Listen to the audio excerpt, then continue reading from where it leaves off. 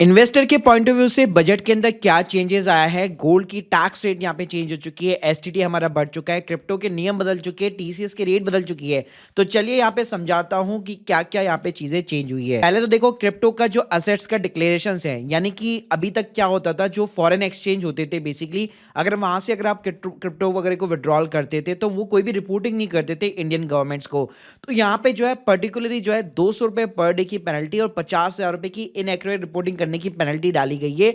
Mainly ये exchange के ऊपर होगा। इसके अलावा यूजर को भी जो है अपने पार्ट पे क्रिप्टो की जो असेट्स होगी वो आईटीआर के अंदर डिक्लेयर करनी पड़ेगी। दूसरा चेंज आया है एसबीजी गोल्ड बॉन्ड्स का। अभी आपको पता होगा आरबीआई नई सीरीज यहाँ पे पिछले 1.5 साल से इशू नहीं कर रहा है। तो लोग क्या करते थे, ओपन मार्केट से अपने डीमेट अकाउंट के थ्रू खरीदते थे। सबसे बड़ा एडवांटेज ये मिलता था कि होल्डिंग पीरियड तक अगर वो वापस आरबीआई को बेचेंगे तो टैक्स का पूरा बेनिफिट मिलता है, यानी जो कैपिटल गेन होता था वो पूरा एग्जेम्प्ट हो जाता था।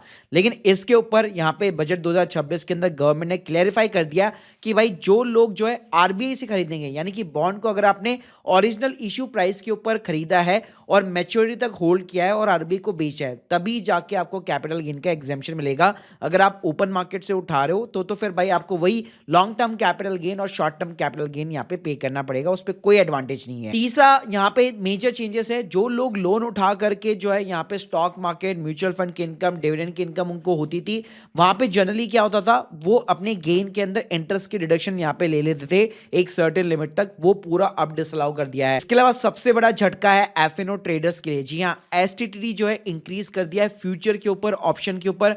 फ्यूचर के ऊपर 0.02 से 0.05%, ऑप्शन के ऊपर 0.10 से 0.15%। इसका देखो असर जो है एफएनओ ट्रेडर्स पे तो आएगा ही, लेकिन जो आर्बिट्राज म्यूचुअल फंड में इन्वेस्ट करते थे, जो 30% टैक्स स्लैब ब्रैकेट के अंदर फॉल करते थे कि भाई आर्बिट्राज फंड से हमारा टैक्स का जो है बच जाएगा, क्योंकि वहां पे जो रिटर्न है वो आपको एफडी के ऑलमोस्ट इक्वली मिलता है, लेकिन वहां पे ना 12.5% का टैक्स रेट है और 1,25,000 की एग्जेम्पशन मिल जाती थी।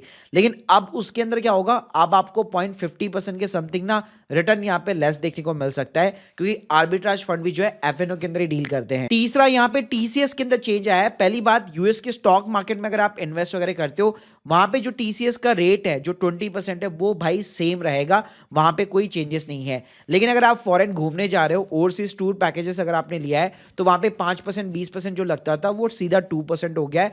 और बाहर भी अगर एजुकेशन पर्पज के लिए पैसा अगर आप भेज रहे हो तो वो भी 2% का टीसीएस रेट हो चुका है। इसके अलावा कैपिटल गेन की भाई रेट यहाँ पे सेम होने वाली है, वही लॉन्ग टर्म कैपिटल गेन जो है 12.5%, 1,25,000 की एग्जेम्पशन मिल जाएगी इक्विटी के ऊपर, और शॉर्ट टर्म कैपिटल गेन के ऊपर 20%, और क्रिप्टो वगैरह जो बाकी चीजें हैं उस पर 30% का टैक्स रेट एज यूजुअल जो पहले था वही सेम सिनेरियो है। इसके अलावा भाई आईटीआर की ड्यू डेट यहाँ पे एक्सटेंड कर दी है, मतलब रिवाइज अगर आप अपनी आईटीआर को करेक्ट करना चाहते थे तो अभी तक केवल 31 दिसंबर तक का आपको टाइम मिलता था, लेकिन अब आप 31 मार्च तक यहाँ पे कर पाओगे। हल्की फुल्की नॉमिनल फीस जरूर है, 1,000 से 5,000 की फीस आपको एडिशनल पे करनी पड़ेगी। इसके अलावा जो ड्यू डेट भी होती है, जो ओरिजिनल ड्यू डेट होती है आईटीआर 1 और आईटीआर 2 की ड्यू डेट वो सेम रहेगी 31 जुलाई।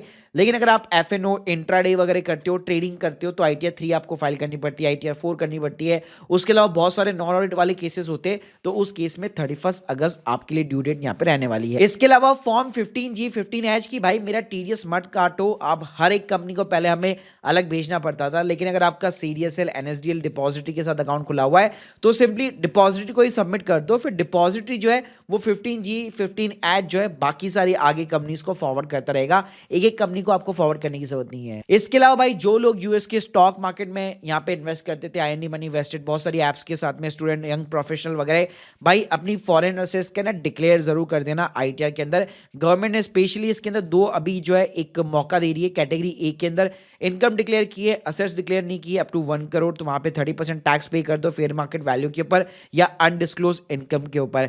कैटेगरी बी के अंदर है कि इनकम आपने डिस्क्लोज की है लेकिन असेट्स यहाँ पे डिक्लेयर नहीं की, तो 1,00,000 रुपए की वहां पे फीस आपके ऊपर लग सकती है। तो भाई ये कुछ मेजर चेंजेस है इन्वेस्टर पॉइंट ऑफ व्यू के। तो भाई ये कुछ मेजर चेंजेस है। आपका क्या राय है बजट 2026 के ऊपर, स्पेशली कमेंट बॉक्स के अंदर जरूर बताइएगा। Thank you guys, thank you very much.